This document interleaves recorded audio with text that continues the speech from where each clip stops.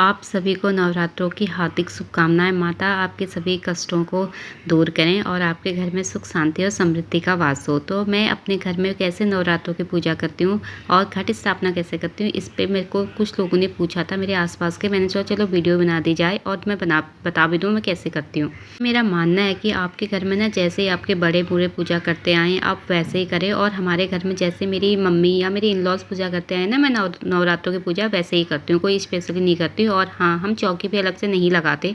नहीं, हमारे यहाँ किसी भी भगवान जी का विसर्जन होता है तो हम में माना जाता है कि भगवान जी का एक निश्चित स्थान है और वहाँ पे एक अलग एनर्जी होती है। वाकई मंदिर में एक अलग एनर्जी होती है। और मैं अपनी सारी पूजा पाठ, अपने घट स्थापना जो भी है, अपनी मंदिर के एरिया पर ही करती हूँ। से करती हूँ ये मैं आपको बता देती हूँ। तो नीचे हम पहले मंदिर की सफाई करते हैं। वहाँ पे मतलब चौकी मेरी मंदिर में पहले से रखी हुई होती है, तो चौकी में नया वस्त्र बिछाया और उसके ऊपर हम बनाते हैं चावलों से अस्तल। तो चावल तो नहीं कहेंगे, अक्षत हम कहेंगे। ये जो भी पूजा पाठ होती है ना, तो ये अखंड चावलों से होती है। तो उसके ऊपर रखेंगे अपना कलश। तो आपका कलश तांबे, पीतल या फिर मिट्टी किसी का भी हो सकता है। तो कलश में बनाएंगे सबसे पहले स्वास्तिक, और मैं स्वास्तिक बनाना भूल गई थी। फिर हम अपने कलश में डालेंगे हल्दी, सुपारी और इलायची और लौंग भी हम डालते हैं। इसके अलावा एक सिक्का और चावल, और हम डालेंगे इसमें दूब घास, और ऊपर से भी इसमें थोड़ा सा गंगा जल मिला के और पूरे नॉर्मल जल से इसको ऊपर तक भर देंगे। और फिर हम लेंगे हमारे आम के पत्ते जो हमने धो के अच्छे से साफ़ करके रखे हैं, और उसमें हम लगाएंगे कुमकुम, जो भी चंदन वगैरह आपके पास है। क्योंकि मैंने 5 पत्ते लगाए हैं तो ये 5 पत्ते 5 देवताओं के प्रतीक माने जाते हैं। आप 9 पत्ते भी लगा के 9 दुर्गा का रूप स्थापित कर सकते हैं। वैसे तो देखो, पूजा पाठ ना आपका अध्यात्म का विषय है, आप उसे कैसे भी कर सकते हैं, जैसे आपका मन करे आप वैसे करें। तो फिर हम यहाँ पे रखेंगे अक्षत, और उसमें अपनी माता की फ़ोटो या आपके पास मूर्ति जो भी है उनको स्थान देंगे। फिर जो हमारे पास नारियल होता है, हम जो कलावा के ऊपर रखते हैं, अपने कलश के ऊपर रखते हैं, उसमें कलावा बांधेंगे या उसमें चुनरी बांधेंगे। तो उसको उसके ऊपर रखेंगे, तो ये हमारी हो जाएगी घट स्थापना। तो उसके बाद हम करेंगे अपना सबसे पहले दीप प्रज्वलित।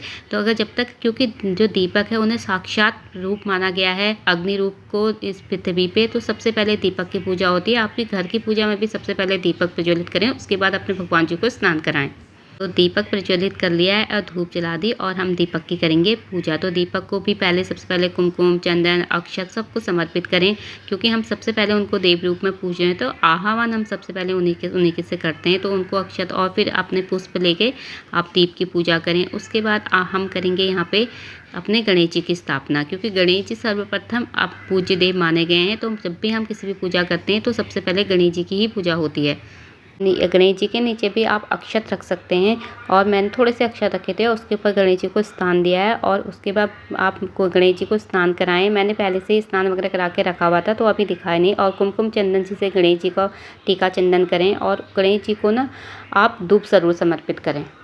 न केवल नवरात्रों में, आप अपने पूरे साल अपने घर में गणेश जी को धूप समर्पित करें। श्री हरि भगवान को आप करें तुलसी समर्पित, और भगवान आपके यहाँ अगर शिव जी का लिंग रूप है तो उनको आप समर्पित करें हमेशा बेलपत्र।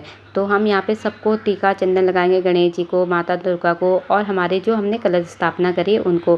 फिर मैंने यहाँ पे समर्पित किया है धूप घास। तो आप 5, 11, 21 कितनी भी ले सकते हैं, अगर आप काउंट करके ले रहे हैं। अगर आप काउंट करके नहीं ले रहे हैं तो आप जिससे मर्जी चढ़ा सकते हैं।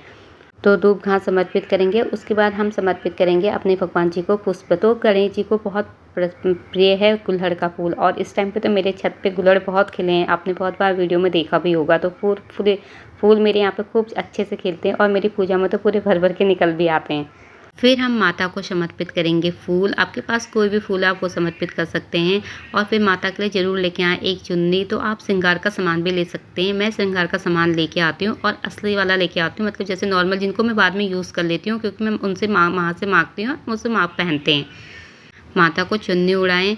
और इसके अलावा आप ना जो भी आप माता को चढ़ाना चाहते हैं, साड़ी वगैरह सब चढ़ा सकते हैं। बस साड़ी हम नहीं चढ़ाते, श्रृंगार का सामान मैं लेके आती हूँ। और जब नवमी हो जाती है ना, तो उस दिन मैं उसको लेके खुद ही यूज़ कर लेती हूँ। और इसके अलावा आप मेवा आप माता को चढ़ा सकते हैं, पंचफल आप चढ़ा सकते हैं, और पान का पत्ता, 2 लौंग और 1 इलायची माता को रोज़ भोग लगाएं, क्योंकि माता का भोग ही लौंग को माना गया है। पत्ता आपको छोटा दिख रहा होगा, क्योंकि मैं इसे छत से तोड़ के लाई हूँ, अभी मार्केट से खरीद के नहीं लेके आई हूँ। तो वैसे भी इसीलिए मैंने पान के पत्ते अपने यहाँ पे लगाए थे कि मेरे यहाँ पे पूजा में यूज़ हो जाएं। तो पहला एक पान का पत्ता हमने भगवान श्री गणेश जी को समर्पित किया। उसके बाद हम समर्पित करेंगे माता जगदम्बा को। तो पान का पत्ते, और हो गए लौंग और इलायची, आप माता को रोग समर्पित करें और फिर इसको आप प्रसाद के रूप में ले सकते हैं या नवमी के दिन इनका हवन कर सकते हैं। वैसे मैं प्रसाद के रूप में ले लेती हूँ।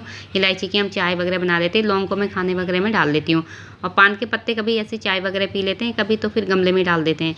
तो ये सब समर्पित करें और उसके बाद आप भगवान जी का जितना भी आप कर सकते हैं, दुर्गा सप्तशती का ध्यान करें, सप्तशती का पाठ करें। अगर आप दुर्गा सप्तशती पढ़ते हैं तो मैं इस टाइम पे ही पूरा करने के बाद दुर्गा सप्तशती का पाठ करती हूँ और उसके बाद मैं करती हूँ हवन। तो हवन के लिए नॉर्मली हम जो गाय का उपला होता है, तो उपले 2 तरह के आते हैं। छोटे वाले जो उपले होते हैं ना, मैं वो जलाती हूँ, गाय के कहते हैं, उनको जला के हम अब गैस में जला के लाते हैं। फिर उसको मैं यहाँ पे रख के फिर उसके ऊपर कपूर वगैरह डाल के यहाँ पे दोबारा अग्नि प्रज्वलित कर सकते हैं, क्योंकि खाली यहाँ पे कपूर डाल के ना उपला जलता नहीं, तो उपला पहले जला के लाना पड़ता है और उसके बाद उसको यहाँ पे मैं कपूर से दोबारा प्रज्वलित करती हूँ। तो हवन को करने के बाद आप ना इसमें आहुति दे सकते हैं। हवन सामग्री अगर आप बना के रखते हैं, तो मैं बना के रखती हूँ, तो 1-2 दिन में शेयर करूँगी आपके साथ जब भी बनाऊँगी। अगर आप कुछ नहीं बना के रखते हैं तो 2 लौंग लें पूरे वाले और उनको घी में डिप करके इसकी आहुति दें, क्योंकि माना जाता है कि भगवान जी का जो भोग होता है वो अग्नि के रूप में ही हो जाता है। और उसके अलावा आप बतासे और घी के समर्पित कर सकते हैं और या गुड़ से दे सकते हैं। और फिर माता को आप समर्पित करें सिंदूर, और जो माता को आप सिंदूर समर्पित करें ना, उसको लेकर अब माता से मांगे अपने चूड़ी और अपने मांग में उसे ज़रूर भरें, क्योंकि हम माता से उस मांगते हैं अपना सुहाग के रूप में। और इसके बाद आप जो भी आप करना चाहते हैं वो करें, पाठ करें। मैं पाठ पहले करती हूँ, बाद में हवन करती हूँ, या आप पहले पाठ करके पहले हवन करके बाद में पाठ कर सकते हैं। और उसके बाद करें आरती, तो माता को तो आरती करें माता की और क्षमा याचना मांगें। और देखो वैसे ना पूजा पाठ जो भी ये सब कुछ होता है ना, ये सब अपनी अपनी भक्ति और अपने हिसाब से ही होती है। बस मैं बता रही हूँ कि मैं कैसे करती हूँ, तो आप अगर नहीं करते तो आप ऐसे भी कर सकते हैं और वैसे आपके यहाँ पे जैसे होते हैं आप वैसे करते हैं।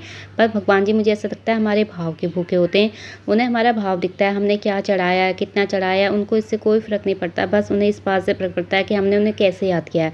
तो हमेशा आप याद करें और माता रानी आपके यहाँ पे हमेशा खुशियाँ, सुख, शांति और समृद्धि लेके आए, सब खुश और मस्त रहें। तो आपके लिए नवरात्रि बहुत खुशी लेके आए। तो इसी के साथ करते हैं अपना यहीं पे एंड। और अगर आपको मेरा वीडियो अच्छा लगा तो ज़रूर like, share and comment in my YouTube channel. तो बाय बाय, थैंक यू।